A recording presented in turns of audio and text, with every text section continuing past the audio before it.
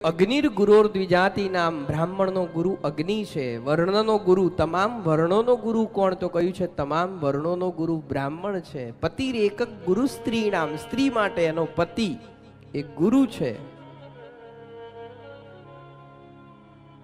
પણ સ્ત્રી પણ પોતાના પ્રામાણિકતાથી પ્રેમપૂર્વક પોતાના પતિને પરમેશ્વર માનીને પૂજતી હોય તો પછી પતિનો પણ એ ધર્મ બને છે કે એ પોતાની પત્નીની અંદર દેવીના દર્શન કરે.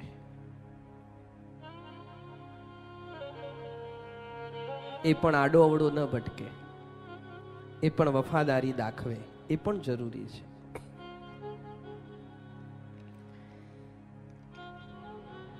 અને આ બધાનો ગુરુ કોણ? તો કહ્યું છે સર્વસ્યાભ્યાગતો ગુરુ.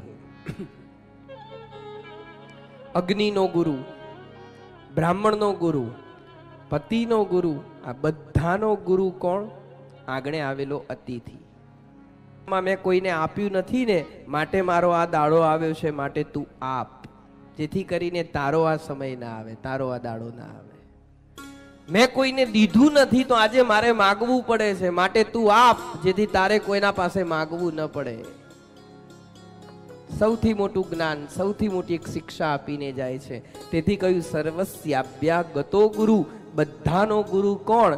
આગળ આવેલો અતિથિ છે, અભ્યાગત છે.